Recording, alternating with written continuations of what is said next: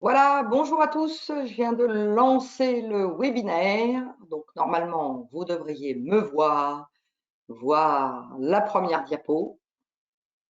Et donc, pour les habitués, vous savez que j'aime bien quand vous me faites des coucous parce que c'est le même endroit. Voilà, Gilles, ça aurait été le premier à me faire des coucous. Ça, ça vous permet de voir où vous pourrez poser vos questions. Et donc, moi, ça me permet d'adapter mon écran pour vous voir. Donc, c'est déjà bien, vous êtes nombreux à être en avance. Parfait. J'ai déjà plein de petits bonjours.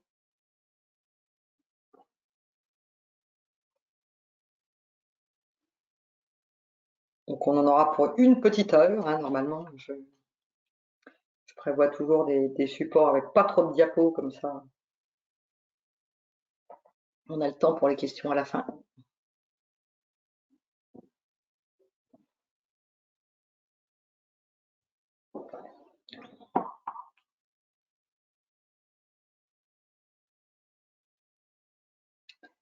Donc je suppose que tous ceux qui m'ont dit bonjour, c'est qu'on voit bien que le son, ça va. Sinon, c'est ça qu'il faut me dire.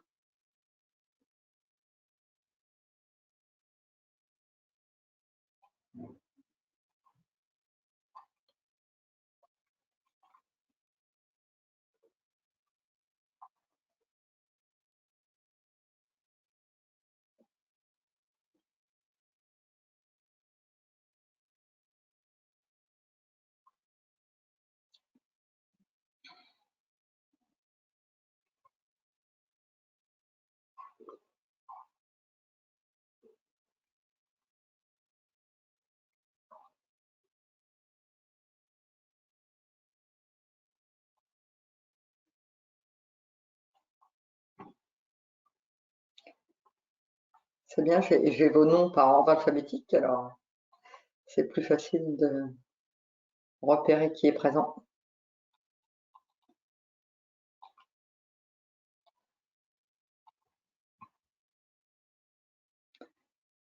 On a aussi quelques prénoms communs. Alors les Véroniques seront surprises. Je crois qu'aujourd'hui on a un max, c'est des Véroniques. Alors que Véronique, on n'en rencontre pas aussi souvent que ça. Et ben là, je crois que j'ai 4 Véroniques.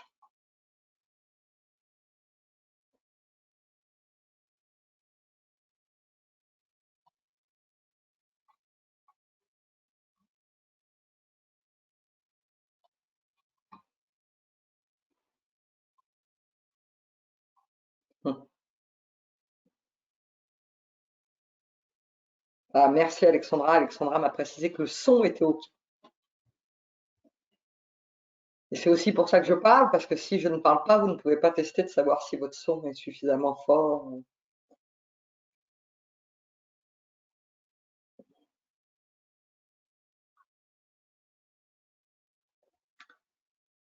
Alors, il est pile 14h30, mais je propose quand même qu'on laisse les gens un petit peu se connecter.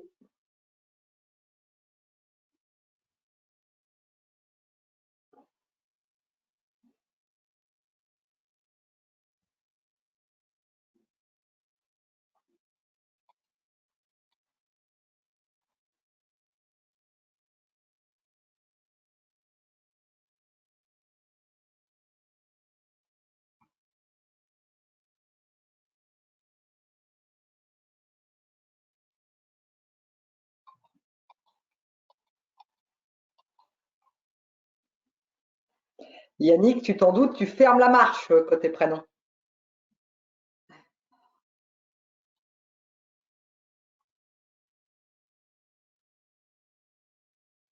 Ça se connecte, ça se connecte.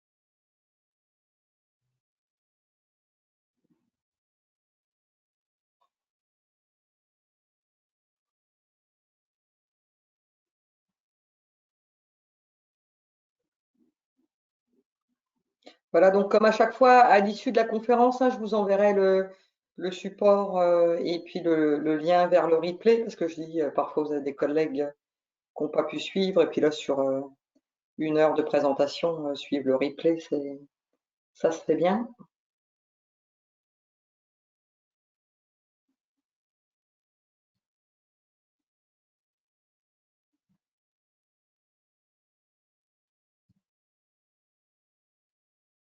14h33, et je note un ralentissement en termes de connexion. Donc écoutez, je vous propose de commencer. De toute façon, quand on commence, ça fait souvent venir les derniers pour la connexion. Donc bienvenue à tous pour ce nouveau webinaire donc, sur la loi partage de la valeur. Hein, donc c'est une loi qui a été votée fin d'année dernière, donc le 29 novembre 2023, et qui va commencer à produire ses effets en janvier 2025, mais pour laquelle on a déjà un petit peu de date butoir si vous voulez entreprendre des choses au 30 juin 2024. Donc c'est pour ça que je me suis proposé de faire le webinaire aujourd'hui. Et puis vous allez voir aussi que pour certaines choses, il y a un rythme de décision qui est assez long. Enfin, je le vois avec la pratique que j'ai par rapport aux entreprises qu'on a accompagnées. Et donc, je pense que c'est bien d'aborder ce point maintenant pour que les décisions puissent mûrir durant l'été. Voilà. Alors, pour vous rappeler le contexte de cette loi, ça provient de l'été 2022, donc vous voyez que c'est quand même assez ancien. En fait, le gouvernement avait sollicité les partenaires sociaux pour se concerter sur le partage de la valeur, hein, pour essayer de maintenir le pouvoir d'achat des salariés, et notamment pour pérenniser le système là, de la prime Macron, dont le nom officiel c'est la prime de partage de la valeur. Et donc la feuille de route du gouvernement, c'était la suivante: généraliser le partage de la valeur pour tous les salariés, parce qu'une réalité en France, c'est qu'en fait, il y a des systèmes obligatoires déjà de partage de la valeur dans les entreprises de plus de 50 salariés avec la participation légale, mais même de manière générale, ce sont les plus grandes entreprises qui sont équipées de systèmes tels que de l'intéressement ou des PE, et moins les TPE, PME. Or, vous savez bien que ce sont les TPE, PME qui sont le plus employeurs en France. Les grandes entreprises, je crois qu'il n'y en a que 1300, hein, donc c'est quand même assez surprenant. Donc c'est aussi pour ça qu'il disait généraliser le partage de la valeur en visant plus les TPE, PME. Améliorer aussi l'articulation des différents dispositifs, parce que là, c'est toujours bienvenu en France. Il y a plein de systèmes différents, et donc de pouvoir combiner les systèmes les uns avec les autres, c'est toujours quelque chose de positif. Et puis alors aussi, dernier point, donc ça, avec l'aide des partenaires assureurs et du monde bancaire, orienter l'épargne salariale vers les investissements responsables et solidaires, l'économie productive et la transition écologique. Et donc ça, c'est le fait de pouvoir placer, par exemple, l'intéressement, ou de proposer des PE qui derrière sont dirigés vers ces investissements donc responsables et solidaires. Donc les partenaires sociaux étaient parvenus à un ANI, hein, donc un accord national interprofessionnel, le 10 février 2023. Hein. Moi, j'aime bien toujours rappeler les dates pour montrer la rapidité des prises de décision en France. Hein, je dis ça de manière ironique. Et donc, suite à l'ANI du 10 février 2023, on a eu donc une loi qui est sorti le 29 novembre 2023. Et d'abord, on avait eu peur, puisque il me semble que c'était les sénateurs qui, en juin, avaient passé un amendement pour que la loi s'applique directement au 1er janvier 2024. Alors là, ça aurait fait très court, mais ça, l'Assemblée nationale avait rejeté l'amendement des sénateurs, et donc on a gardé la date du 1er janvier 2025. Voilà, alors avec cette petite introduction, on a quand même gagné 20 personnes en plus, donc qui nous auront rejoints. Hein, donc je reprécise que je vous enverrai le support et le lien vers le replay à l'issue de la conférence. Hein. Voilà, et donc petit support light, je crois que j'ai 32 diapos pour avoir le temps de poser des questions à la fin de la présentation. Alors sur le sommaire, j'ai décidé de découper ça en 3 parties. qui ne seront pas égales. Je dis toujours ça pour vous rassurer, parce que la deuxième partie va être très longue. Et donc, sinon, vous allez vous dire, non, mais jamais elle tiendra le timing. Mais la dernière partie consacrée aux plus de 50 salariés sera plus courte. Et donc, j'ai d'abord décidé de revenir sur les apports de la loi pour la prime de partage de la valeur, parce que la prime de partage de la valeur, elle a quand même le mérite d'être bien connue, simple à mettre en œuvre, mais elle présente aussi des inconvénients.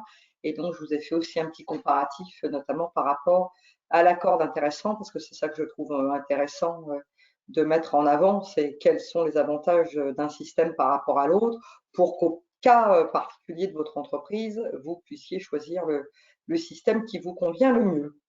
Voilà, alors c'est parti. Donc sur la PPV, prime de partage de valeur, qu'on a tous communément appelé prime Macron, et qui est en place donc depuis maintenant quelques années, et donc qui avait été mise en place suite aux Gilets jaunes.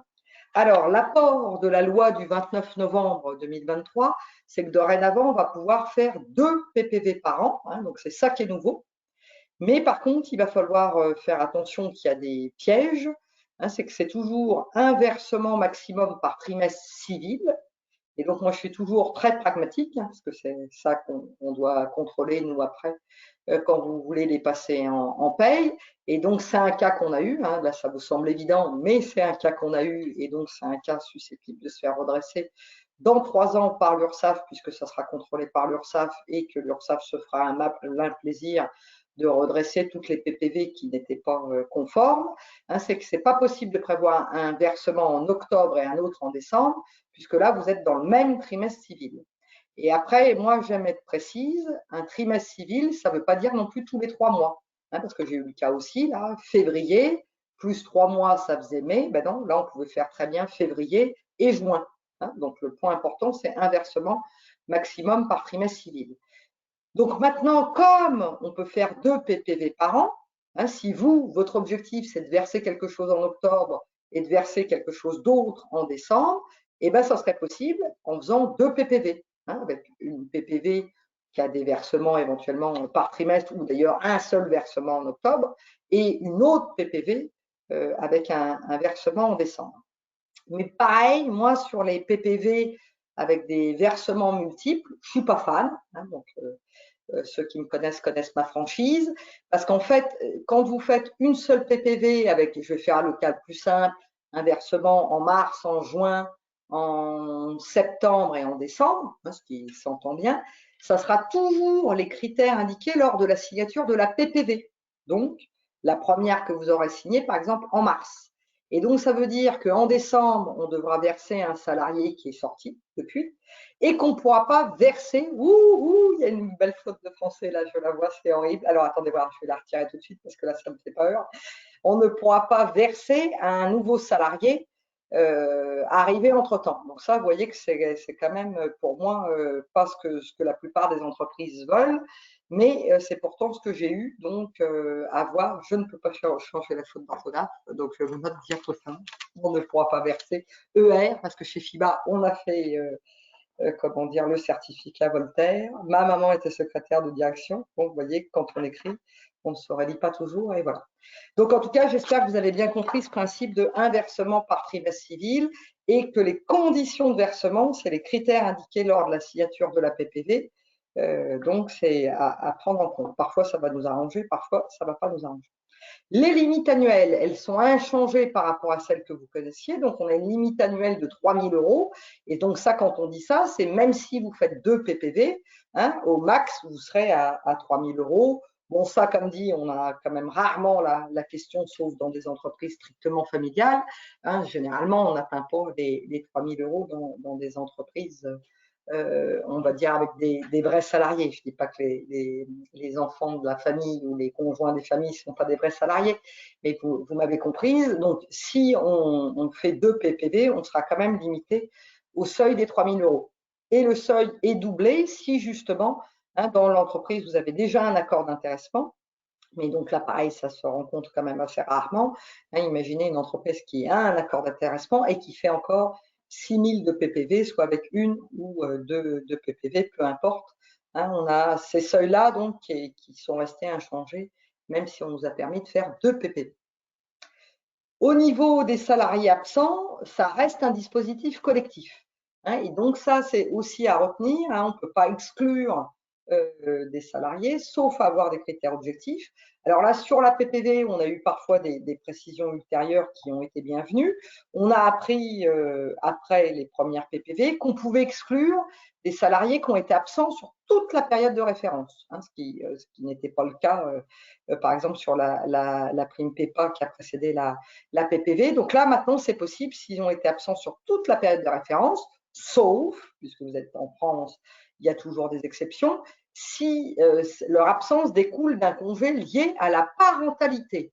Et cette tournure de congé lié à la parentalité est toute spécifique à la PPV, parce que ça veut dire que quand on entend la parentalité, on entend les congés maternité, les congés paternité, bon, ça pouvait s'entendre, mais on entend aussi le congé parental. Et donc ça, c'est spécifique à la PPV. Et donc là, on a aussi des entreprises qui ont testé pour vous et qui n'avaient pas versé à des salariés qui étaient en congé parental depuis 3 ans, 6 ans, peu importe, et qui doivent bénéficier de la PPV comme s'ils avaient été présents toute l'année. Donc là, vous voyez que c'est un peu un paradoxe. Je vous ai remis un exemple, une personne absente pour maladie sur toute l'année 2023, si vous avez retenu comme période de référence, par exemple l'année 2023, elle pourra être exclue, pas si elle est absente pour congé parental. Donc, vous verrez que je le reprends comme petite particularité pour choisir entre PPV et accord d'intéressement. Alors, sur les critères de modulation, pareil, sur la PPV, on a des critères de modulation spécifiques, et donc là, qui peuvent vous intéresser. Bon, le critère de modulation de la rémunération, on l'avait par ailleurs, mais là, on peut avoir des tranches de rémunération, on peut aussi exclure des salariés rémunérés plus que, donc ça, on l'avait fait notamment au départ, plus que 3 SMIC, mais vous pourriez très bien dire ceux qui sont payés plus que 2 SMIC n'ont pas le droit à la PPV. Donc ça, c'est une exclusion pour les gens payés plus que. On ne peut pas faire une exclusion pour des gens payés moins qu'eux, parce qu'on parle de modulation là. On peut aussi moduler en fonction du niveau de classification. Alors ça, par exemple, je ne dis pas qu'il faut exclure les apprentis, mais si vos apprentis sont classifiés dans votre convention collective, donc ça ne s'appliquera pas dans tous les secteurs, à un niveau spécifique et que vous ne voulez pas verser la même chose à un apprenti qu'à un salarié qui a la même présence en termes d'ancienneté dans l'entreprise, et avec la PPV, ça sera possible. Par exemple, avec l'accord d'intéressement, ça ne sera pas possible de retenir un niveau de classification. Donc ça, c'est quelque chose qui a plu dans certaines entreprises. Et donc moi, au début, ça m'interrogeait, puisque comme on disait que la PPV, c'était pour le pouvoir d'achat. Mais c'est vrai que les apprentis, on va dire s'ils sont là une semaine sur deux, que les deux personnes assises ponctuellement côte à côte, mais un qui a été en fait présent 6 mois dans l'entreprise et un toute l'année, c'est vrai qu'on pouvait aussi entendre qu'ils ne touchent pas la même chose. Donc ça, c'est quelque chose qui a plu avec la PPV, de pouvoir moduler en fonction de la classification. Après, sur l'ancienneté dans l'entreprise, on a pu aussi faire des tranches, ce qu'on fait moins pour l'intéressement. Donc ça a aussi plu, l'histoire des tranches d'ancienneté. La durée de présence effective, donc on en a parlé, mais avec la spécificité des absences liées à la parentalité. Et puis la durée de travail prévue au contrat en cas de temps partiel. Donc ça, c'est aussi un critère qui est souvent repris, on va dire, par souci d'équité entre les salariés à temps partiel et les salariés à temps complet. Et donc tout ça, pas de nouveauté, c'était ce que vous connaissiez déjà avant, mais c'est toujours bien de rappeler les principes, parce que là, vous allez peut-être, pour certains d'entre vous, vous dire « Oups, j'ai pas fait comme ça ». Par exemple, là, je vous l'ai pas mis, mais sur les salariés qui ont des heures structurelles, donc par exemple qui sont à 39 heures, on ne pouvait pas retenir les 39 heures, c'est-à-dire quelqu'un qui avait 35 et quelqu'un qui avait 39 devait avoir la même PPV. Le max, c'était à 39. Donc maintenant, sur le régime social et fiscal, de bien prêter attention au titre que j'ai mis en haut, là, on va dire plutôt c'est une bonne nouvelle dans les entreprises de moins de 50 salariés parce qu'ils nous ont pérennisé le système qu'on connaissait jusqu'au 31 décembre 2026. Donc rendez-vous compte, bon, c'était avant la dissolution de l'Assemblée nationale, mais on va espérer que là-dessus, ça ne va pas changer. On aurait des règles stables pendant 3 ans dans les entreprises de moins de 50 salariés. Donc ça, c'est quand même assez rare pour être souligné. Et donc, si on fait ça, ça veut dire que tous les gens qui gagnent moins que 3 SMIC annuels, il n'y a pas de charge sociale, pas de CSG, pas d'impôt. Et puis, comme on avait appris précédemment, tous ceux qui gagnent plus que 3 SMIC annuels, eux, ils n'ont quand même pas de charge sociale. Donc, c'est quand même intéressant pour le salarié et pour l'employeur, parce que pour le salarié, il faut compter à peu près 24% de charge sociale. Donc uniquement la CSG, donc ça représente quand même 9,70% dans les 24%. Et par contre de l'impôt, les gens qui gagnent plus que 3 fois le SMIC savent bien qu'ils contribuent très nettement à l'impôt sur le revenu, donc ils se sont fait souvent une raison.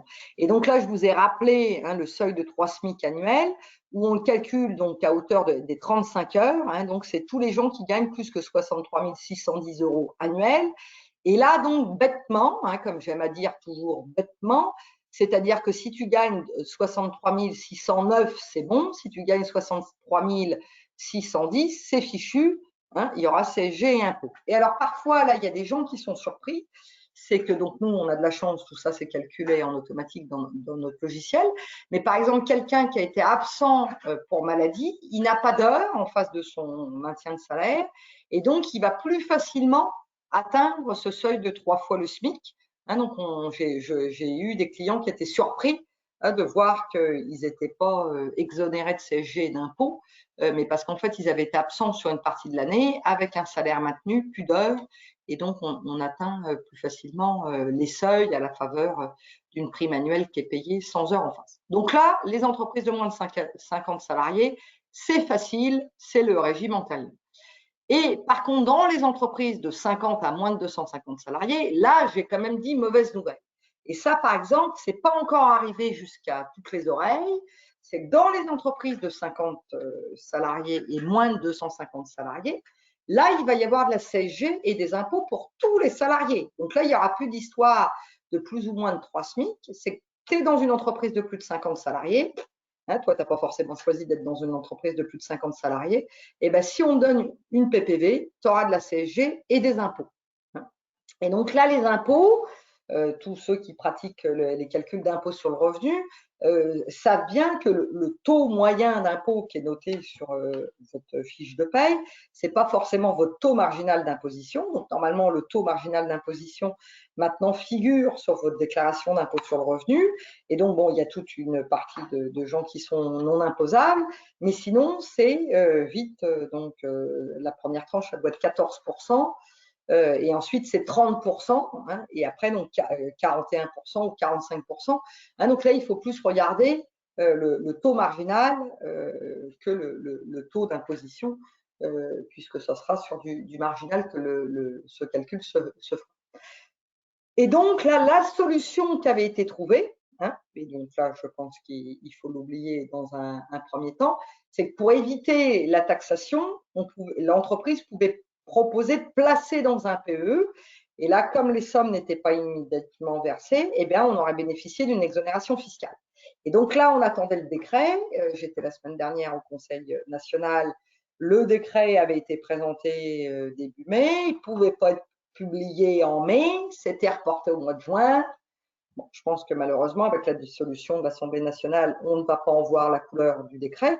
Alors que là, le monde bancaire attendait la publication du décret pour pouvoir proposer, comme il le propose pour la participation et l'intéressement, des placements dans des PE. Mais la faute de décret d'application, il n'y a aucune banque ou aucun assureur qui va se proposer de proposer le PE.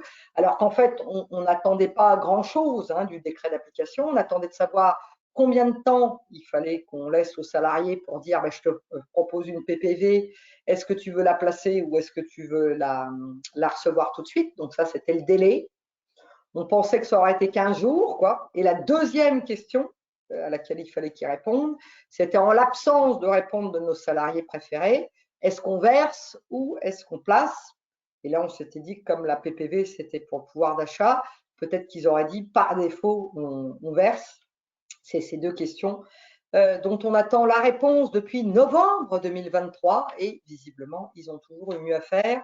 Ce qui fait que là, j'accompagne une grande entreprise, ils ont fait un PE, là, pardon, une PPV en mai, et ben, donc ils ont versé pour l'ensemble de leurs salariés. Et donc, ça fera des rentrées fiscales pour le gouvernement. Donc, on se demande s'ils n'ont pas traîné aussi pour la sortie du décret d'application pour avoir plus de rentrées fiscales. Hein, ça, l'histoire ne le dit pas. Et l'autre piège, donc c'est dans les entreprises de plus de 250 salariés. Donc, jusqu'au 31 décembre 2023, il y avait le forfait social à 20%, mais uniquement pour les salariés qui dépassaient 3 fois le SMIC. Hein, donc, on va dire un nombre réduit de salariés dans les entreprises. Et là, donc, depuis le 1er janvier 2024, c'est le forfait social pour tous les salariés. C'est pour ça que je vous ai souligné en rouge. Ça change quand même drôlement la donne par rapport au régime social et fiscal antérieur. C'est pour ça que je me suis permis d'écrire mauvaise nouvelle pour les entreprises de plus de 50 salariés. Voilà sur la PPV. Et donc, si la PPV ne convient pas dans votre entreprise, on peut réfléchir à mettre en œuvre d'autres dispositifs, hein, donc tels que des accords d'intéressement ou de prévoir des abondements sur les PE. Donc, les PE, c'est des plans d'épargne entreprise. Vous pouvez aussi avoir PEI, hein, qui veut dire interentreprise. Donc, toutes les petites entreprises, on vous propose des PEI parce que généralement, la banque ou l'assureur a conçu un plan d'épargne interentreprise dans lequel elle vous fait rentrer, et ça a l'avantage de rentrer dans un système qui a déjà été formalisé au niveau de l'inspection du travail, et que ça vous permet quand même de personnaliser en fonction de ce que vous voulez dans votre entreprise. Mais donc, c'est un système plus facile à mettre en œuvre par la banque ou l'assureur, ou les plans d'épargne retraite, où donc là, les sommes sont placées jusqu'à la retraite, d'où le petit R. Et donc ça existe depuis des années, mais ça rencontre peu de succès. Déjà, quand Macron était, comment dire, ministre de l'économie et des finances, il avait pris une consultation au niveau du Conseil supérieur de l'ordre des experts comptables en disant on ne comprend pas pourquoi ça rencontre aussi peu de succès. Donc nous, on lui avait fait la remarque au même moment où il nous posait sa question. Hollande avait passé le forfait social de 8 à 20 au mois d'août. Donc forcément, ça avait calmé quand même les plus ambitieux. Et donc, c'est aussi pour ça qu'il a réfléchi à d'autres systèmes avec plus de forfait social dans les entreprises de moins de 250 salariés, puisque ce sont des systèmes facultatifs. Et donc, là, j'insiste sur cette diapo-là. Donc, pour dire que c'est à partir donc, de 2025, les entreprises d'au moins 11 salariés vont devoir mettre en place un dispositif de partage de la valeur. Hein, donc, c'est la suite logique de toute cette réflexion de Macron depuis qu'il était ministre de l'économie et des finances. Et donc, ils ont choisi le seuil de 11 salariés, puisque à partir du moment où vous avez 11 salariés en équivalent temps plein, vous êtes supposé avoir un comité social et économique, la CSE, c'est le nouveau nom des délégués du personnel. Donc là, j'en profite aussi pour dire de refaire un check, parce que sur les 11 salariés, là, on doit intégrer vos salariés intérimaires, motif surcroît d'activité, que nous, on n'a pas forcément donc en paye, puisque vous payez directement des factures aux sociétés d'intérim. Et à partir du moment où vous avez dépassé 12 mois consécutifs le seuil des 11 salariés, il va falloir mettre en place un CSE. Voilà, donc je vais vous présenter les différents dispositifs, sachant que vous pouvez bénéficier de ces dispositifs dès lors que vous avez un salarié, hein, pas besoin d'être 11 ou 50. Ah voilà, c'est là que je me disais que j'avais fait cette diapo-là. Donc, point de vigilance, parce qu'en fait, tous les dispositifs sont ouverts à toutes les entreprises à partir de 1 salarié, mais depuis les nouvelles règles de décompte des effectifs de 2019, on recommande d'avoir un vrai salarié à temps plein. C'est-à-dire que quand on fait les décomptes d'effectifs depuis 2019, un apprenti ne compte pas, un contrat aidé, ça ne compte pas. Un contrat à temps partiel, il compte à hauteur de la proportion de son horaire de travail. Donc, par exemple, si c'est un mi-temps, hein, s'il fait 17h,5 par semaine, eh ben, il va compter pour 0,5. Et pareil, si c'est un collaborateur ne cotisant pas à Pôle emploi, donc j'ai volontairement écrit ça parce que de temps en temps, c'est l'épouse, et alors elle se considère comme salariée, mais elle ne cotise pas à Pôle emploi parce qu'elle a été rejetée par Pôle emploi puisqu'elle a la signature sur les comptes. Donc, à partir du moment où tu ne cotises pas à Pôle emploi, tu ne comptes pas pour un. Et donc là, on ne peut pas mettre en place de système de PE, de PUI ou d'accord d'intéressement. En tout cas, il n'y aura pas d'exonération. Il faut un vrai salarié pour que ça puisse bénéficier aux mandataires sociaux. Et alors ça, souvent, ça ne vous est pas dû, parce qu'actuellement, il y a une tolérance, donc de la DGT, c'est la Direction Générale du Travail, mais la Direction Générale du Travail, ce n'est pas elle qui dirige les réseaux des URSSAF. Et donc, nous, en Alsace, ça redresse, c'est-à-dire que si vous avez que l'épouse du dirigeant et donc qui est à temps partiel, on n'a pas un vrai salarié, ou si on a le fils du dirigeant qui est en contrat de pro, et ben, il ne compte pas pour un, et donc l'URSSAF d'Alsace redresse. Donc, j'ai déjà fait remonter, puisque ça m'avait été remonté par un confrère qui s'était fait redresser sur un de ces dossiers, comment dire, depuis longtemps, et au Conseil national et à l'URSSAF nationale, et on n'arrive pas à avoir la décision. Donc moi, j'invite à la plus grande prudence pour dire que si vous êtes contrôlé, que vous n'avez pas un vrai salarié, on a quand même un risque de redressement. C'est pour ça que j'avais dit, la conférence s'adresse à tous ceux qui ont un salarié, au moins, et donc ça peut être l'occasion d'embaucher aussi un vrai salarié à temps plein si vous voulez bénéficier de ces systèmes également pour les dirigeants d'entreprise. Alors maintenant, on va faire donc le focus sur les entreprises de 11 à 50 salariés. Donc, comme on a dit, la nouveauté, c'est que les entreprises de plus de 11 salariés devront prévoir pour leur exercice ouvert à compter du 1er janvier 2025 un dispositif de partage de la valeur au choix de l'entreprise. Donc, on n'impose pas un dispositif, l'entreprise doit choisir. Et d'ailleurs, je précise tout de suite, on n'impose pas non plus de montant minimum. On impose de mettre quelque chose en place sans donner de montant. Donc, on pourra faire une prime de partage de la valeur, c'est pour ça que j'en ai parlé sur la première partie. Je le note comme ça, puisque c'est comme ça dans toutes les documentations. Vous pourriez faire un accord de participation. Alors ça peut être particulièrement intéressant pour les entreprises qui sont proches du seuil des 50 salariés, de se dire, bon, déjà je suis proche du seuil des 50 salariés, donc autant faire un accord de participation avec la formule légale de participation. Moi, j'aime pas parler de participation quand on est dans des entreprises de plus de 50 salariés, parce que je trouve que ça mélange les genres. Je préfère parler d'accord d'intéressement. Et donc de retenir d'autres formules d'accord que la formule de la participation légale. Et puis, vous pouvez aussi décider de faire un abondement sur un plan d'épargne salariale, soit PE, soit PER, comme on l'a déjà évoqué. Donc, il y a une nouvelle obligation, sauf à ce que vous soyez une entreprise de plus de 11 salariés qui a déjà retenu un de ces dispositifs. Alors, pour être couvert, il faut que ça soit, on va dire, un dispositif pérenne. Donc, par exemple, un accord d'intéressement qui va prolonger ses effets encore sur 2025 ou un abondement sur un PE que vous renouvelez d'année en année. La prime de partage de valeur, comme c'est généralement versé une fois l'an, on ne peut pas dire que vous serez couvert en 2025, mais vous pourrez la renouveler sur 2025. Et quand on parle des exercices ouverts à compter du 1er janvier 2025, ça veut dire que toutes les entreprises qui clôturent, par exemple, au 30 septembre 2024, ne seront pas concernées dans l'immédiat, mais elles seront concernées que pour leur exercice 2025-2026. Donc, elles auront encore plus de temps pour mettre un dispositif en œuvre à leur convenance.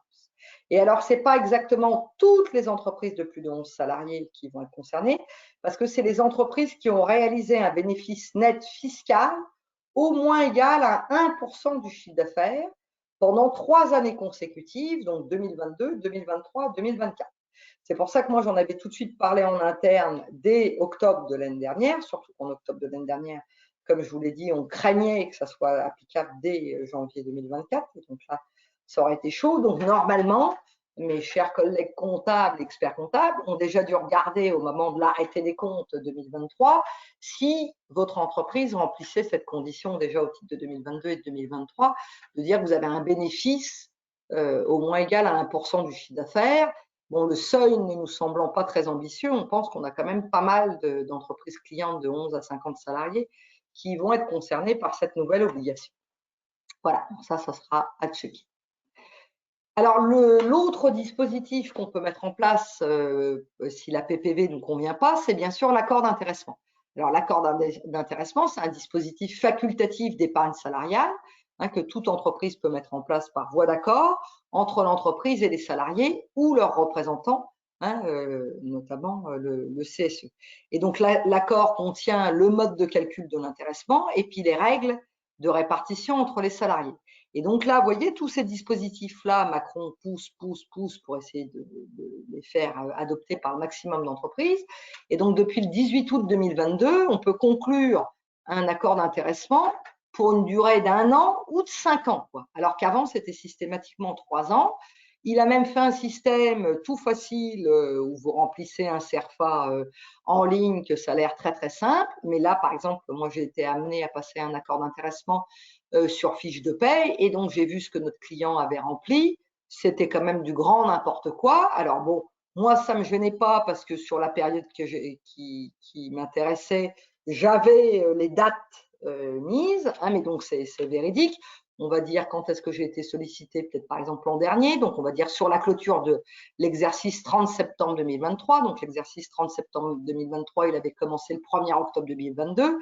Et quand je vous dis que c'était n'importe quoi ce qui était rempli par notre client tout seul comme un grand sur le site, c'est qu'il avait noté comme date, par exemple, je ne sais pas, 1er septembre 2022, 31 mars 2023. Bon, alors moi, comme j'avais l'exercice 1er octobre 2022, 30 septembre 2023, ça tombait bien, j'étais encore dans son accord d'intéressement, mais je l'ai quand même alerté que pour l'exercice suivant, il fallait sûrement être un petit peu bancal. Donc, comme je dis toujours, quand c'est gratuit, ben vous en avez pour votre argent. Moi, je pense que c'est quand même dommage de ne pas solliciter des spécialistes dans ces domaines-là, surtout que nous, ça nous permet de vous dire, on a une entreprise qui a fait ça, on a trouvé ça intelligent, qu'est-ce que vous en pensez? Vous êtes dans tel domaine d'activité, l'avantage qu'on a en tant qu'expert comptable, c'est qu'on a pu conseiller d'autres entreprises dans le même domaine d'activité et donc de partager les bonnes idées pour que vous ayez quelque chose le plus adapté à vos besoins. Mais donc l'idée, c'est toujours des systèmes collectifs de répartition du résultat, d'association des salariés aux performances de l'entreprise. Alors moi, ce que j'aime bien sur l'accord d'intéressement, alors là, j'étais encore très factuel, donc sur le fait que vous pourriez aller sur des montants pharaoniques, puisque vous voyez que les montants, c'est plafonné à 3/4 du pass. Vous vous rendez compte que vous pourriez distribuer 34 776 €. Ça doit être ça, un montant par salarié. Donc là, c'est pareil. Je n'ai jamais rencontré encore d'entreprise qui me distribuait ce montant-là par salarié. Mais donc, vous voyez, yalla, comme on dit, vous pourriez y aller assez large.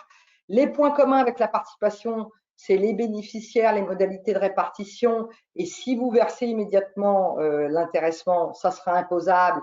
Alors que si vous le placez dans un PE, à ce moment-là, ça sera exonéré d'impôt. Mais à ce moment-là, on n'aura pas l'argent tout de suite au niveau des salariés. Et par contre, on a un point spécifique à l'intéressement, c'est que dans les entreprises de moins de 250 salariés, les chefs d'entreprise, leurs conjoints ou les présidents, directeurs généraux, enfin tous les mandataires, peuvent bénéficier d'une quote-part d'intéressement, avec la spécificité, là aussi j'aime à le rappeler, c'est que si vous avez retenu comme mode de répartition la rémunération des salariés, eh bien pour la rémunération du mandataire, on ne retiendra pas sa rémunération à lui, mais on retiendra la rémunération de la personne la mieux rémunérée, enfin la personne cotisant donc au chômage, la mieux rémunérée, souvent après lui.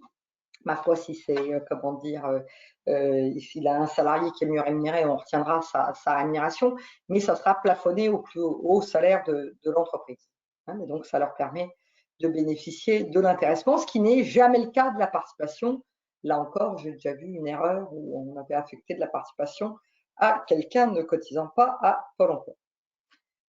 Sur le placement de la prime sur un plan d'épargne, effectivement, ça permet d'avoir l'exonération d'impôts. Et au niveau du régime social et fiscal, c'est la même chose que la participation. hein, donc elle est exonérée de forfait social dans les entreprises de moins de 250 salariés. Par contre, dans les entreprises de plus de 250 salariés, ça c'est pareil, on ne sait pas pourquoi, les entreprises de plus de 250 salariés sont vraiment punies en France. Elles ont le forfait social. Je vous rappelle que déjà, elles n'avaient pas eu les aides au moment du Covid. Et donc là, elles ont le forfait social de 20% qui s'applique. C'est pour ça que j'avais fait la cible des entreprises de 50 jusqu'à 50 salariés. Alors, l'intéressement, c'est quand même particulièrement souple. Et alors moi, surtout, ce que j'adore sur l'accord d'intéressement, c'est qu'une fois que vous avez défini une formule de calcul pour un accord d'intéressement, vous pourrez, après l'arrêté des comptes, faire un supplément d'intéressement qui certes suivra le même régime que votre accord d'intéressement principal, mais qui vous permettra donc de compléter en fonction du résultat de l'entreprise. Donc ça, c'est pareil, c'est peu pratiqué alors que c'est quand même super. J'aime à rappeler que pour la première PEPA, là, on avait des montants moyens à 300 euros. C'est vrai que sur la PPV, on rencontre plus souvent 1000 euros, mais sur le PEPA, la première mouture, quand c'était sorti là juste après les gilets jaunes entre Noël et Nouvel An, le montant moyen était à 300 euros et les salariés étaient contents. Donc moi, par exemple, je trouve que ça pourrait être une bonne idée de proposer un accord d'intéressement avec un niveau de déclenchement assez facile à atteindre où on verserait un montant, par exemple, fixe de 300 euros si les objectifs sont atteints.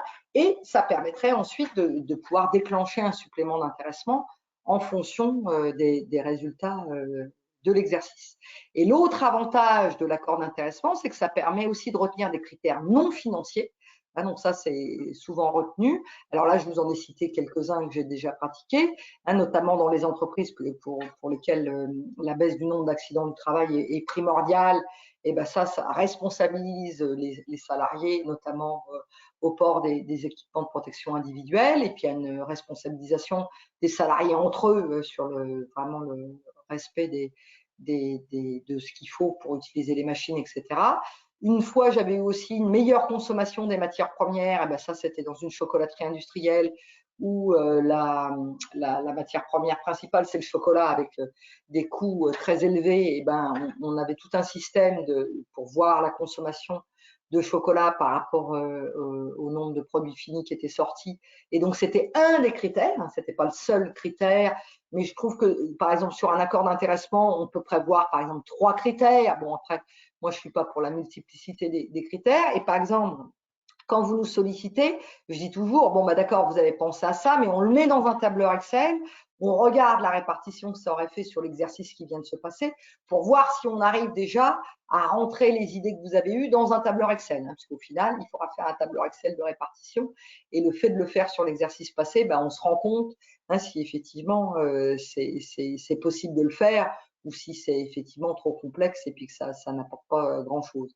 Et pareil, dans les entreprises qui sont en normes ISO, bon, bah, vous savez que la non-conformité, c'est quand même gênant, ça crée plein de rapports par la suite. Et donc là, c'est pareil, dans une autre entreprise, j'avais proposé qu'on retienne cette baisse du taux de non-conformité et ça avait été un plus pour que, comment dire, les ouvriers soient attentifs au respect des cahiers des charges pour éviter au maximum des taux de non-conformité. Donc ça, c'est les avantages qu'on a avec l'intéressement. Vous voyez qu'on ne pourrait pas retrouver sur la PPV ou sur un accord de participation.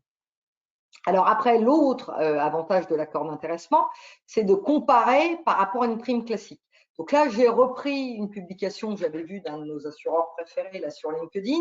Mais alors moi, je suis quand même plus sévère. Moi, comme je dis toujours, je n'ai pas de produit à vendre. Donc, je n'ai pas fait exactement la même présentation. Et donc, on est parti du principe de dire, bon, bah, ce qui serait super, c'est qu'on verse 1000 euros aux salariés. Donc, on est parti de là. Et donc, de dire que si vous faites une prime classique, eh ben, pour l'employeur de verser 1000, lui, ça va lui coûter 1420 parce qu'il va avoir un peu ou prou 30% de charges sociales.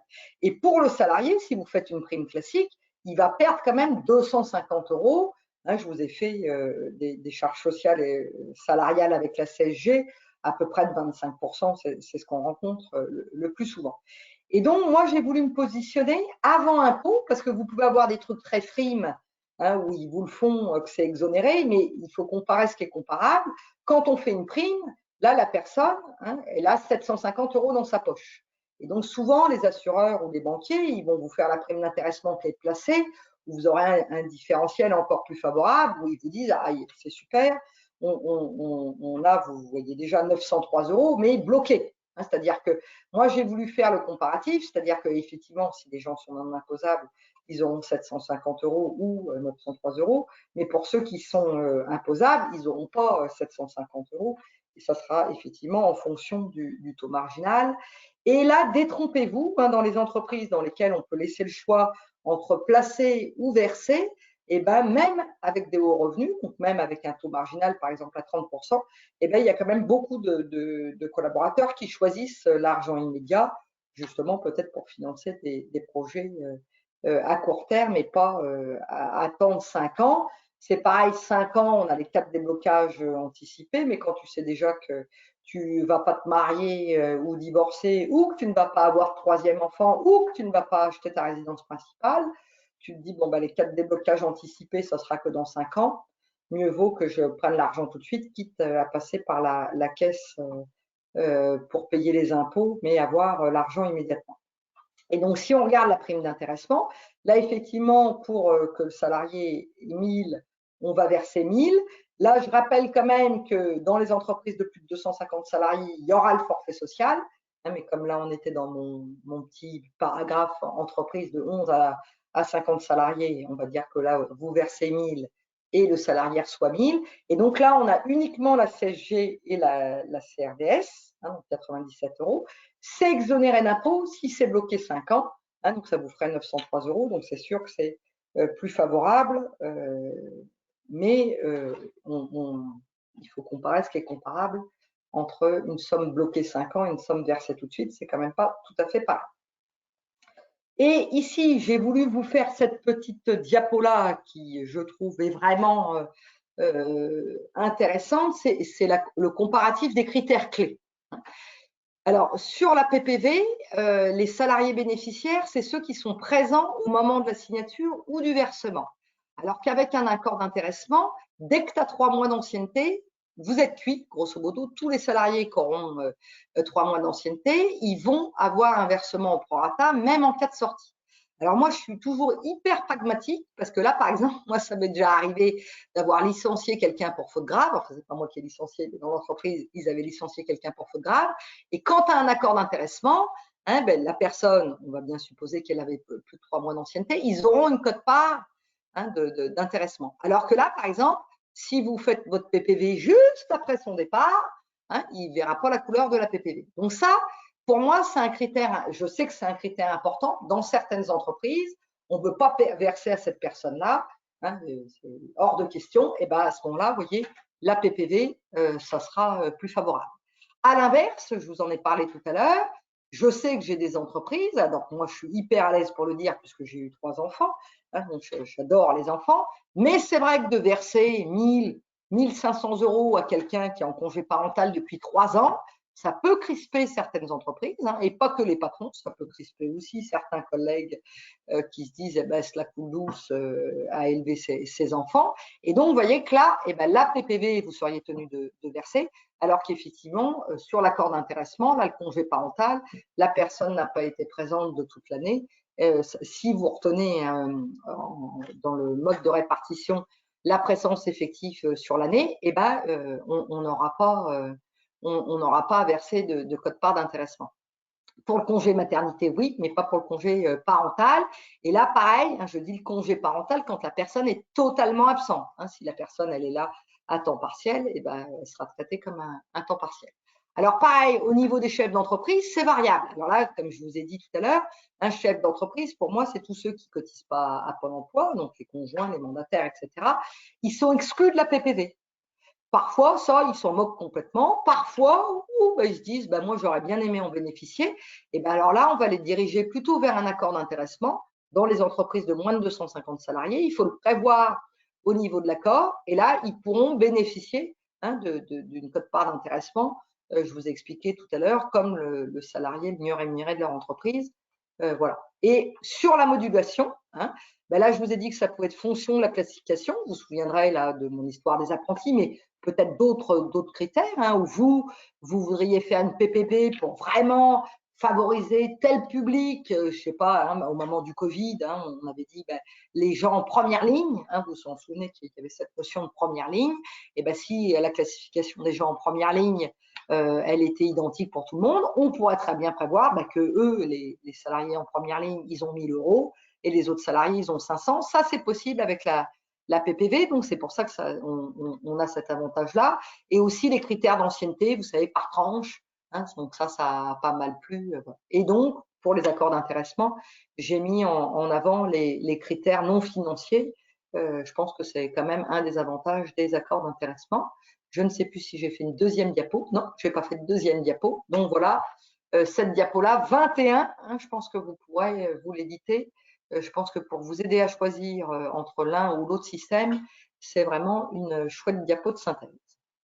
Alors, une fois qu'on a fait un accord d'intéressement, on peut vouloir placer ou ça peut être complètement de manière indépendante, hein, c'est-à-dire vous n'êtes pas obligé de faire un accord d'intéressement pour faire un plan d'épargne entreprise. Par contre, si vous faites un plan d'épargne entreprise, il faudra penser que pour déclencher de l'abondement, il faut forcément un versement volontaire. Et donc, c'est ça qu'il faudra construire dans votre entreprise, de savoir comment le salarié fait un versement volontaire. Alors, à chaque fois, j'ai rappelé un peu la définition de ce que c'était un plan d'épargne entreprise pour les gens qui ne connaîtraient pas du tout ces systèmes. Donc, de nouveaux systèmes d'épargne collectif facultatif, ouverts donc aux salariés. Et l'objectif, grosso modo, c'est de se constituer un portefeuille de valeurs mobilières dans des conditions fiscales et sociales avantageuses. Pourquoi des conditions fiscales et sociales avantageuses? C'est qu'on prévoit généralement un abondement de l'employeur qui exonérait d'impôts et de charges sociales depuis le 1er janvier 2019, qui exonérait de forfait social dans les entreprises de moins de 50 salariés. Et donc, cet abondement, je ne sais plus si je l'ai mis, hein, il peut être de n'importe quel montant par rapport au versement volontaire de votre salarié. Ah, donc, généralement, on fait 100%, on peut faire 300%, c'est-à-dire que votre salarié verse, je ne sais pas, 100 €, vous avez prévu un abondement de 300 €, et bien donc c'est 400 € qu'on va placer sur ce fameux PE. Et donc, les intérêts des sommes investies dans ce PE seront exonérés d'impôt sur le revenu, mais pas de prélèvements sociaux. Alors là, les prélèvements sociaux, hein, c'est toujours ce qui castagne beaucoup, tous ceux qui ont des revenus fonciers le savent. Là, on monte à 17,2. Hein. De toute façon, je crois que les contributions sociales, ça passe avant l'impôt sur le revenu en termes de rentabilité au niveau de l'État. Donc là, on est à 17,2, mais des montants des intérêts. Hein, donc souvent, ça ne représente pas des sommes importantes. Et donc, l'autre avantage, c'est que ça peut se mettre en place par une décision unilatérale. Donc ça plaît toujours beaucoup à nos clients, puisque ce qui se met en place par décision unilatérale se dénonce avec le parallélisme des formes aussi de manière très simple, alors que quand vous êtes sur un accord, il faudra, avec le parallélisme des formes, aussi qu'on dénonce et qu'on renégocie avec notamment le CSE si ça a été mis en place avec le CSE. Donc, tous les salariés peuvent participer au PE. Donc, attention, là, de nouveau, l'URSSAF va mettre son nez quand ils viendront faire le contrôle dans 3 ans. Et donc, là, au moment de la mise en place, il faut une feuille d'émargement qui est signée par tous les salariés.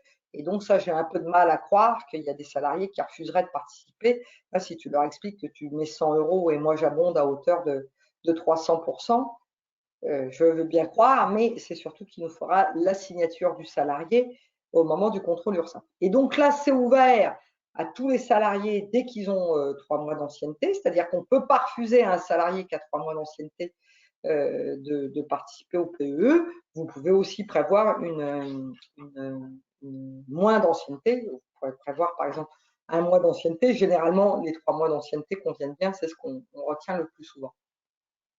Et donc, dans les entreprises de moins de 250 salariés, rebelote, les chefs d'entreprise, leurs conjoints, etc., peuvent bénéficier du PE. Et c'est donc là qu'on a des redressements URSSAF, parce qu'en fait, le seul vrai salarié qui compte, c'est le conjoint à temps partiel. Et c'est là que donc, le conjoint à temps partiel, lui, il a placé des clopinettes quand le patron, il avait placé beaucoup. Et on se fait agresser par l'URSSAF d'Alsace au moment du contrôle dans 3 ans, parce qu'on n'avait pas au moins un vrai salarié.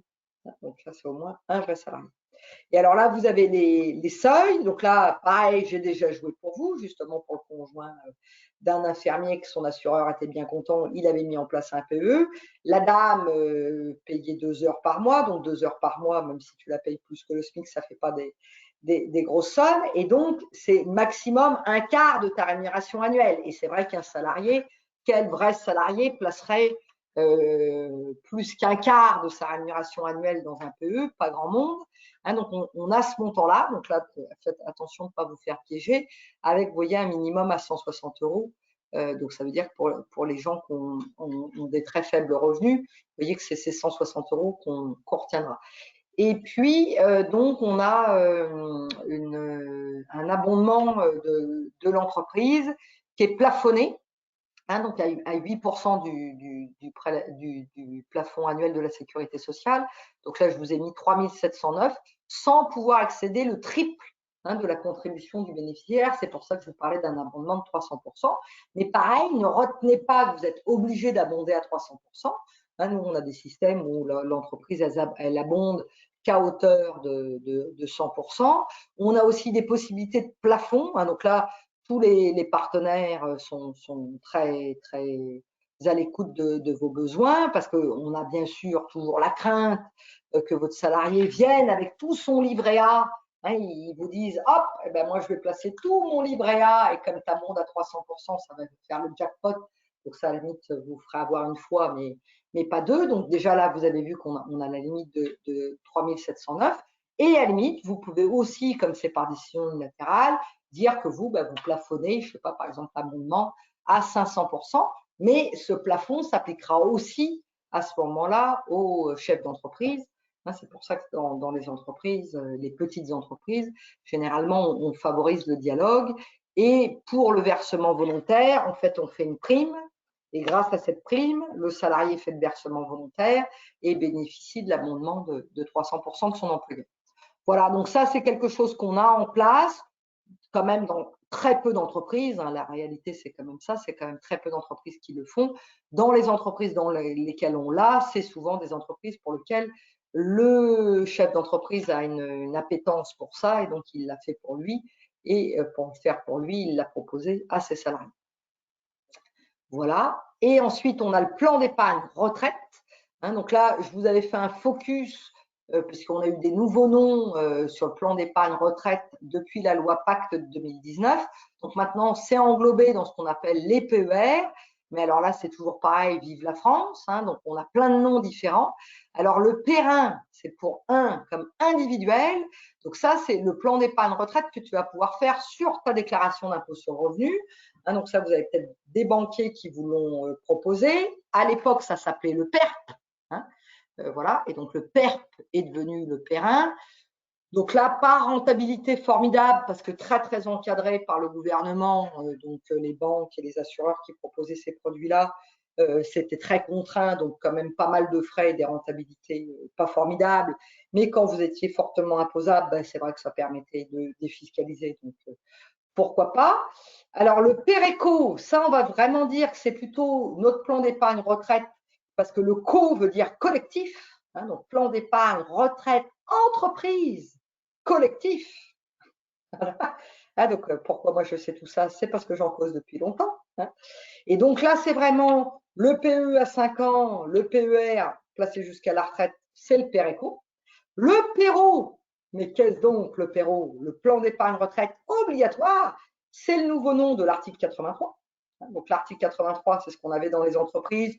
Vous savez, assez souvent, 5% en patronal dans les cotisations sociales. Donc là, pareil, pas des rentabilités extraordinaires, mais payées par l'entreprise, donc quand même toujours intéressant, comme surplus de rémunération différée, on va dire. Donc voilà, ça c'est les nouveaux noms. hein, et donc les Madelins pour les gens individuels, pardon, pour les travailleurs non salariés, les professions libérales, hein, ça c'est les anciens noms, et donc ça c'est les nouveaux noms. Et donc, comment dire, vous voyez que l'objectif du gouvernement, c'était d'avoir 3 millions, et donc ça a bien, bien fonctionné, notamment grâce au ramdam des banques et des assureurs. Hein, là, la photo date déjà un peu, donc vous voyez qu'il y avait carrément presque le double, hein, de titulaires par rapport aux attentes du gouvernement. Et pareil en termes d'encours d'épargne, hein, c'est pareil. Et ça, c'est là qu'on disait, hein, l'épargne, c'est derrière financer des entreprises, l'économie verte, des projets derrière, hein, puisque derrière, il y a des entreprises qui bénéficient de ces refinancements par les banques. Et là, l'avantage de la loi Pacte pour tout ça, c'est que ça a été la facilité de transfert d'un produit à l'autre, aussi des possibilités de sortie en capital, parce que ce n'était pas le cas avant. Hein. Donc, par exemple, pour le Perrault, hein, c'est toujours des sorties en rente, et donc ça refroidissait pas mal de personnes de se lancer sur des produits avec des sorties en rente. Donc maintenant, il y a toujours des possibilités de sortie en capital, mais toujours garder en tête, parce que parfois les partenaires sont pas hyper précis, parce qu'ils pensent que ça tombe sous le sens, mais non, ça ne tombe pas sous le sens. Quand ça a été déductible au moment de la mise en place, ça sera taxable. Et donc, un capital, hein, si vous sortez 30 000 euros, par exemple, au moment de votre retraite, ça va être en taux marginal. Et donc là, par exemple, quelqu'un qui a toujours été à 30% de taux marginal, il va monter à 41, voire 45%. Ça te gâche un peu l'effet de la sortie en capital. Mais donc là, pareil, on a des beaux produits avec des sorties en capital, mais différé sur plusieurs années pour justement optimiser par rapport au taux marginal. Hein, donc, ça peut quand même être intéressant, et la possibilité de transférer un produit à l'autre, c'est aussi intéressant pour, au moment de la retraite, je dirais, d'être avec 3, 4 supports maxi pour pas vous disperser. Voilà. Hein, donc, je ne sais plus si j'avais fait d'autres diapos sur le plan d'épargne retraite. Ah bah oui, le régime social et fiscal. Oh, bah, je viens de voir qu'il est 15h28, donc il va falloir que je termine. Mais je n'ai pas voulu aller trop vite pour que vous puissiez tous me suivre. Et a priori, vous êtes tous encore là, donc c'est que ça va. Donc, bien sûr, d'autres limites sociales et fiscales, avec la particularité, donc vous voyez que par exemple pour Perrault, je vous disais que c'était généralement 5% en patronal, et donc ça marche, on va dire, pour tous les gens qui ont des rémunérations normales en dessous de 5 passes, et une possibilité d'exo fiscal un peu complémentaire. Donc c'est pour ça que parfois on fait 5% patronal, 3% salarial. Ça vous permet d'être à plein, hein, sur le PER, mais donc il faut faire attention quand vous cumulez des contrats de retraite supplémentaires, donc ex-article 83, et l'abondement en Péréco, parce que on cumule les tout pour être au maximum à ces montants-là. Et donc, à partir du moment où votre abondement, hein, c'est ce que je note, n'est plus exonéré, il faut quand même réfléchir à poursuivre les différents contrats, hein, parce que quand même, on fait tout ça pour que ça soit déductible et pas fiscalisé. Si c'est soumis à cotisation, ça fait quand même très bizarre, hein, de soumettre des cotisations à des cotisations. Là encore, je crois qu'il n'y a que les Français qui sont capables de faire ces systèmes-là. Et donc, là, il ne faut pas hésiter à nous faire des simulations de fiches de paye, hein, parce que je crois que vous vous rendez mieux compte quand on vous fait la simulation de fiches de paye, hein, de soumettre la cotisation patronale de retraite supplémentaire à charge sociale, et donc parfois à impôt. Hein, on a du mal à y croire, mais c'est quand même ça que veut dire cette petite diapo. Voilà. Et maintenant, on arrive aux entreprises de plus de 50 salariés. Donc, rassurez-vous, je vous avais dit que ça serait court. Hein, donc, les entreprises de plus de 50 salariés, alors là, on a 3 diapos. Donc, quelque chose d'important, parce que donc, depuis le 1er janvier 2020, c'est très chouette. Il faut dépasser 5 années civiles consécutives, les seuils, pour être tenu aux nouvelles obligations. Donc ça, c'est quand même très bien, et j'insiste sur le côté civil, parce que si vous avez vos exercices comptables décalés, nous, on regardera sur les 5 années civiles.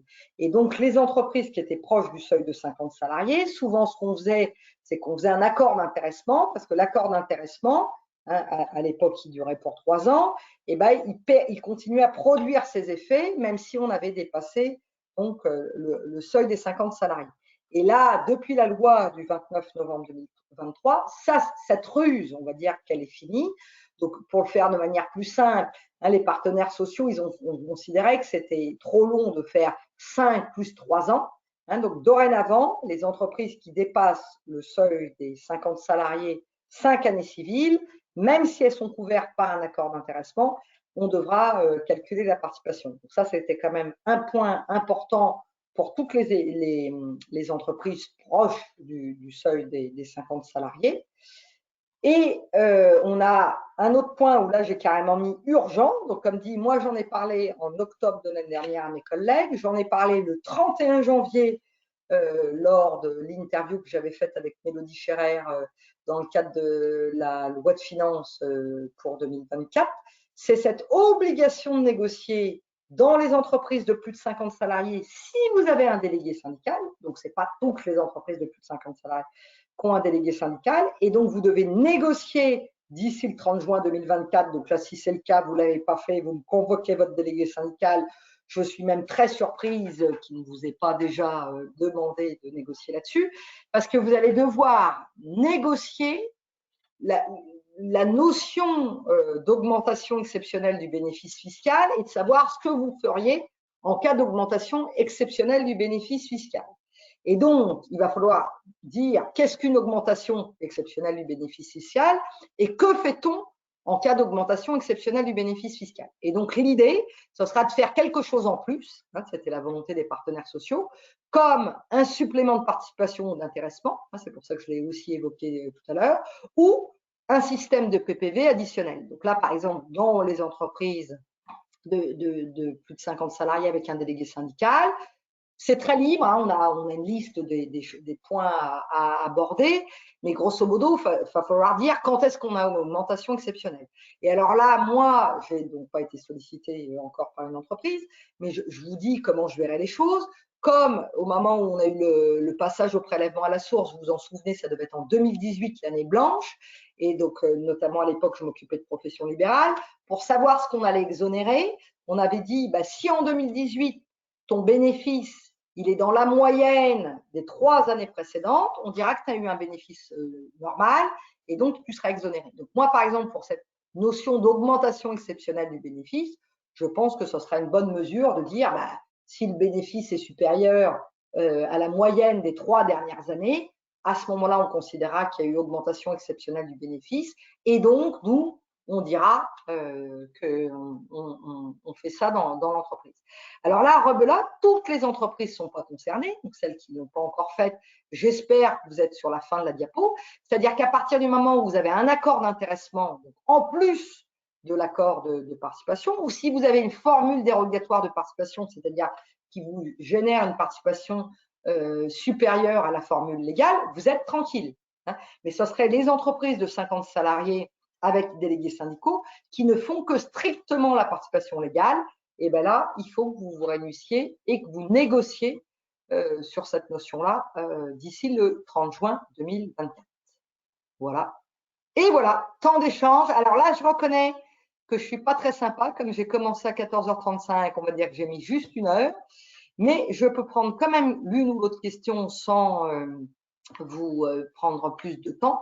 Et donc, comme dit, ceux qui enchaînent avec un autre rendez-vous, je vous ferai parvenir le support et le lien vers le replay.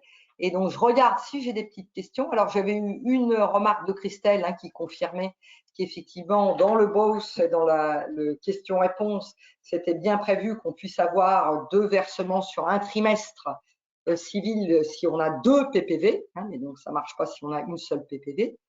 Et après, donc, j'avais Alexandra qui me demandait comment fait-on de façon pratique pour mettre la PPV ou l'intéressement en place, alors que des primes sur objectif existent déjà, mais pas pour tous les salariés. Alors, ça, c'est une très bonne remarque d'Alexandra. C'est vrai que je sous-entendais, mais vous ne le savez peut-être pas tous, et c'est pour ça que c'est le contrôle URSSAF qui veillera à ça. On ne peut jamais remplacer des primes soumises à cotisation sociale par un nouveau système exonéré. C'est-à-dire qu'on a une période de gel de 12 mois. Donc là, par exemple, typiquement, on ne peut pas dire dans une entreprise, j'avais des primes sur objectif, je ne les verse plus en 2024 parce que je fais une PPV, il va falloir faire un peu les vases communicants, c'est-à-dire de dire jusqu'à présent, je versais ça, je vais cesser de le faire et puis je ferai une PPV plus tard. Et donc, vous voyez que ça, c'est bien gênant parce que ça voudrait dire que les salariés n'auraient rien pendant 12 mois. Donc, il faut faire un peu le jeu des vases communicants, prendre aussi un peu un risque. Hein, c'est quand même, on n'a pas toujours des contrôles URSSAF chaque année. Et donc, comment dire, aussi de se dire, bon, si je suis prise, je serai coincée, mais si j'ai pas de contrôle, ça passera. Voilà, j'espère que j'ai répondu. Alors ensuite, j'ai une autre question de Anne. Est-ce que pour la PPV, la période de référence est obligatoirement sur 12 mois? Exemple, si on fait 2 dans l'année, est-ce que l'on peut considérer les 6 derniers mois? Ben ça, tu vois, Anne, je n'ai pas suffisamment en tête puisque tu sais que sur la rédaction de la PPV chez FIBA, on a laissé la main à nos juristes préférés. Moi, j'avais plutôt en tête que c'était quand même les 12 mois pour une histoire de, comment dire, d'URSSAF. Tu vois, je le visualise quand même plutôt sur 12 mois. Sur le versement, je sais qu'on peut choisir entre la date de signature et la date de versement, mais moi, je ferais quand même sur 12 mois glissants pour pas que tu vois, il y ait des faits d'aubaine en se disant, bon, bah là, il y avait juste sur les 6 derniers mois. Ça serait un point à vérifier. Donc, je vais le vérifier. Comme ça, je pourrais le période de référence. Hop, période de référence, si ça peut être inférieur à 12 mois. Alors, dans une diapositive, je parlais de CET comme possibilité de versement. Ah oui, alors ça, donc le CET, c'est le compte épargne-temps. Et donc, ça devait être la possibilité peut-être de verser. Alors, la PPV dans un CET, comme il nous manque comment dire, il nous manque le décret d'application, ça, je pense qu'il ne faut pas rêver. Mais c'est vrai que peut-être qu'il y a un système de versement dans un CET, mais pareil, là, je ne le verrai pas sur de l'intéressement, je ne le verrai pas. Ah, et Christelle répond, Anne, toi, 12 mois précédant le versement, donc je pense qu'elle a aussi essayé de réfléchir et qu'on n'a pas la possibilité. Paul, il faudrait que vous me reprécisiez votre question par mail pour que je puisse y répondre parce que je ne vois pas bien là où vous voulez en venir. Hein, je sais que par exemple, on peut placer, mais c'est un autre système et ça ne répondrait pas à l'obligation qui est faite des 11 à 50 salariés. C'est que les salariés qui ont trop de congés, on peut placer, par exemple, la 5e semaine de congé ou des congés supplémentaires qu'on a, des congés d'ancienneté ou des congés de fractionnement, dans le PER. Je pense que c'est ça que vous envisagiez, Paul. Mais donc ça ne répondrait pas à l'obligation nouvelle des entreprises de 11 à 50 salariés de placer pour autre chose. Et donc, j'ai Alexandra qui répond, qu'il va falloir sûrement qu'il nous sollicite. Mais donc, il ne faudra pas hésiter à nous solliciter. Alors, Émilie, si on a une entreprise de moins de 50 salariés, mais qui a un délégué syndical, est-ce qu'on doit aussi appliquer le dispositif? Alors, je dirais que normalement, vous n'avez pas de délégué syndical à proprement parler, Émilie, dans une entreprise de moins de 50 salariés. Mais là, c'est pareil, je vous invite plutôt à vous rapprocher de nos juristes pour qu'on vérifie le point précisément. Il me semble que c'était dans les entreprises de plus de 50 salariés qu'il y avait un délégué syndical, ce qui me semble que dans les entreprises de moins de 50 salariés, ça peut être des représentants d'organisations syndicales, mais pas des délégués syndicaux à proprement parler. Mais peut-être qu'avant, vous étiez plus de 50 et que c'est pour ça que vous avez encore un délégué syndical. Hein, je préfère pas vous répondre trop rapidement, donc n'hésitez pas à nous solliciter pour qu'on vérifie le point précisément. Alors, Patrick, comment se passe la mise en place d'une PPV pour une entreprise de 13 salariés qui ne bénéficie d'aucune prime? Résultat fiscal supérieur à 1% du chiffre d'affaires, ben là, je dirais ça, c'est le cas idéal, Patrick. Hein, là, vous allez avoir entière liberté pour faire une PPV, puisqu'une PPV, ça peut se faire par décision unilatérale et le montant que vous souhaitez. Alors, Bernadette s'inquiète de la date butoir du 30 juin. Donc, Bernadette, c'est pour les entreprises de plus de 50 salariés et qui ont, comment dire, un délégué syndical. Donc ça, Bernadette, je ne sais plus si vous êtes plus de 50 salariés et si vous avez un délégué syndical, mais généralement, les entreprises qui ont des délégués syndicaux le savent. Paul me dit que, comment dire, j'ai bien répondu à la question. Et Jean me dit, le montant d'une PPV peut-il être modulé selon des objectifs à atteindre? Eh bien ça, non, Jean. Alors, vous pouvez l'habiller différemment, mais ça ne sera jamais possible puisque la PPV, elle est faite pour le pouvoir d'achat. Et donc, c'est vraiment un déclencheur. Le chef d'entreprise est OK pour la verser, mais vous ne pouvez pas dire, on a eu un client comme ça en Moselle, qui disait ah ben parce que s'ils ont fait tant de rendez-vous clients, ils auront la PPV, ça sera jamais possible. La PPV, c'est un déclenchement, on va dire au bon vouloir du chef d'entreprise, une modulation selon les critères, mais pas en fonction d'un objectif. Si vous voulez travailler avec un objectif, Jean, à ce moment-là, il faut passer sur un accord d'intéressement. Et alors, donc, si une entreprise a plus de 50 salariés, ça c'est une bonne question, sans délégué syndical, est-ce qu'il y a quelque chose à faire? Non, si vous avez bien pensé à recalculer votre participation légale, parce que ça, j'ai aussi eu une blague où on avait oublié de calculer la participation légale. Et donc, comme j'ai déjà eu 2 cas et qu'on dit jamais 203, Sonia, je vous invite à bien vérifier que vous versez la participation légale de votre entreprise. Parce que j'ai eu 2 cas différents. Une entreprise qui pensait qu'elle était sous le seuil des 50. Alors, si vous dépendez de l'URSSAF, il n'y a rien de plus facile que de savoir quel effectif vous avez, puisque sur le site de l'URSSAF, on a l'effectif officiel. Et donc là, en l'occurrence, il dépassait le seuil des 50 depuis largement plus de 5 ans. Et l'autre entreprise, elle calculait toujours la participation légale sur un bénéfice provisoire. Et donc là, l'expert auprès du CSE a calculé la participation légale sur le bénéfice définitif et dommage, là, il y avait de la participation à verser. Donc, dans les entreprises de plus de 50 sans délégué syndical, vous êtes tranquille à condition d'avoir vérifié que vous avez bien versé la participation qui était due. Voilà, écoutez, j'ai plus de questions. 15h43. Donc, je pense que c'est pas mal. Donc, je vous remercie pour votre attention. Et puis, comme dit, je m'occupe de vous envoyer le support et le lien vers le replay dès qu'il sera disponible. Ça mouline toujours un petit temps après la conférence. Et donc, ensuite, je vous envoie tout ça. Donc, merci pour votre participation. Passez un bel été. Qui dit nouvelle Assemblée nationale dit sûrement plein de textes au mois d'août. Et donc, vraisemblablement, un webinaire à la rentrée dès qu'on aura digéré les nouveaux textes de la nouvelle Assemblée. Donc, pensez à voter et passez un bel été. À bientôt.